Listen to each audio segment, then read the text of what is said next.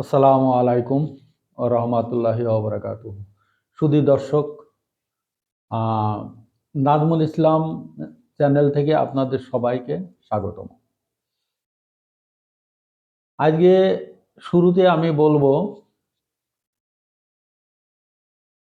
এর আগে তিনজন প্রধান সরকার প্রধান বিষয়ে আমি আলোচনা করেছি। আজ আলোচনা করব বাংলাদেশের বিশ্বের প্রথম বাংলাদেশের প্রথম মহিলা প্রধানমন্ত্রী বেগম খালেদা জিয়া সম্পর্কে।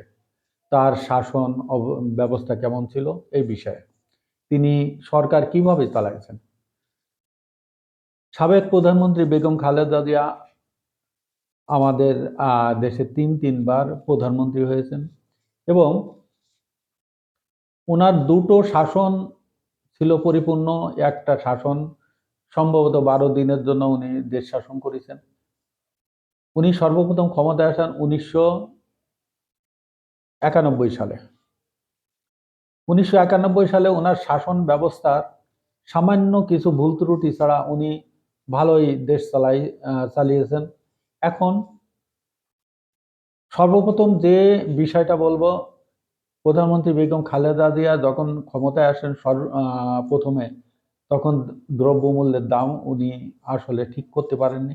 কারণ এর আগে যে প্রেসিডেন্ট ছিলেন তিনি হচ্ছে পল্লীবন্ধু ইরশাদ সাহেবের শাসন আমলে মোটামুটি মাল জিনিসের দাম একটু সহনীয় পর্যায়ে ছিল। উনি যখন ক্ষমতায় আসলেন, ইরশাদ সাহেবের 10 থেকে 12 টাকা চাল 16 থেকে 17 টাকায় চলে আসছে এবং দেশের বিভিন্ন জায়গা, বিশেষ করে এই সময়টা থেকে চাঁদাবাজির দৌরাত্ম্য শুরু হয়েছে বাংলাদেশে।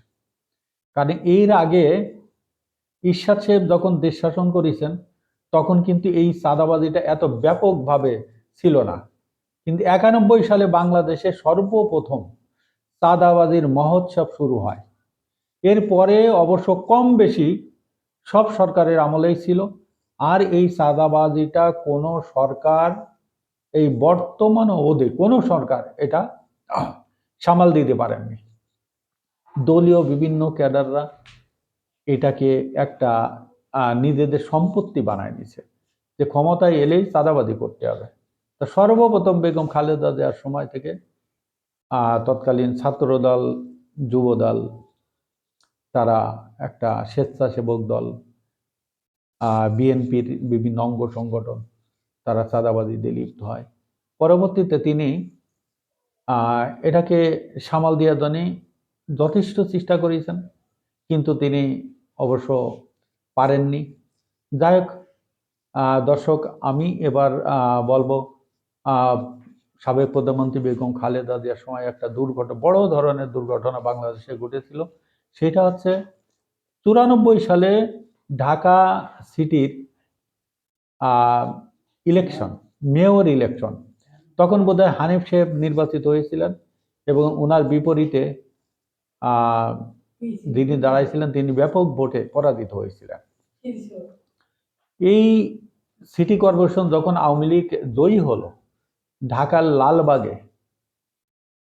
7 মার্ডার তখন দেশ বিদেশে ব্যাপকভাবে আলোচিত হয়েছিল। বিএনপির পরাজিত কমিশনার প্রার্থী আওয়ামী লীগের বিজিত প্রার্থীর বিজয় মিছিলে ব্রাশ ফায়ার করেছিল। জায়গায় 7 জন মারা গেছিল, তারপরেও 2-1 জন মারা গেছিল এবং ব্যাপক ভাবে জনগণ ওই মিছিলের তারা আহত হয়েছিল। এটা নিয়ে উনার যে উনি 96 সালে পরাজিত হয়েছেন, ওনার এর মূল কারণ এটাও একটা কারণ। তারপরে পরবর্তীতে কারণ হচ্ছে তত্ত্বাবধায়ক সরকার। এর আগে মাগুরা উপনির্বাচন হয়েছিল। মাগুরা উপনির্বাচনে মাগুরার তৎকালীন সংসদ সদস্য আসাদুজ্জামান, তার মৃত্যুর পরে এই মাগুরা উপনির্বাচন হয়েছে। মাগুরা উপনির্বাচনে বিএনপি ব্যাপকভাবে কারচুপি করেছে। তাদের পর্যাপ্ত পরিমাণে সিট ছিল, তারপরেও বিএনপিকে এই সিটটার জন্য তার পতনটা ডেকে আনিছে। এক হচ্ছে ঢাকার 7 মার্ডার, 2 নম্বর আছে মাগুরার উপনির্বাচন। সেই সাথে এদের সহযোগী হিসাবে পতনের সহযোগী হিসাবে কাজ করেছিল চাঁদাবাজি এবং বিভিন্ন ইউনিভার্সিটির বিশেষ করে হল দখলকে কেন্দ্র করে বিএনপির পতনটা ত্বরান্বিত হয়। আর মাগুরার উপনির্বাচনের এই কারণ দেখিয়ে আওয়ামী লীগ সহ আওয়ামী লীগ, জামাত, জাতীয় পার্টি সহ সমস্ত দল রাস্তায় নেমে গিয়েছিল তত্ত্বাবধায়ক সরকার। কিন্তু তৎকালীন প্রধানমন্ত্রী বেগম খালেদা জিয়া একটা কথা বলে নাকচ করে দিয়েছিলেন যে পাগল এবং শিশু ছাড়া বাংলাদেশে কেউ নিরপেক্ষ নাই। ইনি এই কথা বলে বারবার তত্ত্বাবধায়ক সরকারের কনসেপ্টটা প্রত্যাখ্যান করেছেন।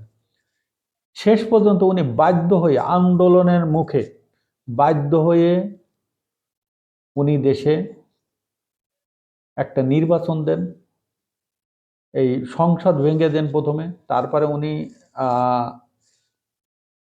নির্বাচন দেন। সেই নির্বাচনে ব্যাপকভাবে বিএনপির প্রার্থীরা জয়ী হয়। বিএনপি ছাড়া অন্য কোনো দল সেই নির্বাচনে অংশগ্রহণ করেন। এই সংসদ ছিল 12 দিনের। তা আমাদের যতদূর জানি আমরা, আমাদের মনে পড়ে যে উনি রাত জাগে সেই দুপুর থেকে রাত 12টা, 1টা, 2টা পর্যন্ত সংসদ বহাল ছিল এবং ওই সংসদের প্রথম দিনেই তিনি তত্ত্বাবধায়ক সরকারের কনসেপ্টটা পাশ করেছেন। কিন্তু সেই তত্ত্বাবধায়ক সরকারের ইলেকশন থেকে শুরু করে তত্ত্বাবধায়ক সরকারের কনসেপ্টটা পাশ অবধি দেশে আওয়ামী লীগ অসহযোগ আন্দোলন ডাক দিয়েছিল, দেশে জ্বালাও পোড়াও অনেক কিছু হয়েছিল।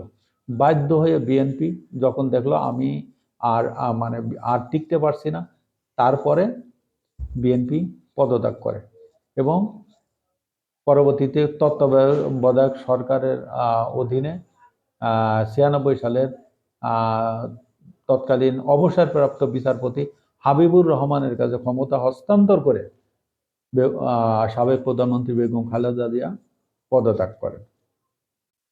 শুধু দর্শক, আমরা অনেক দূর চলে এসেছি, এখন আর বিষয়টা সামনে এগোবো না। আমাকে আপনারা ফলো এবং সাবস্ক্রাইব করে আপনারা আমার নাজমুল ইসলাম চ্যানেলের পাশে থাকবেন, এটাই আশা করি। আসসালামু আলাইকুম।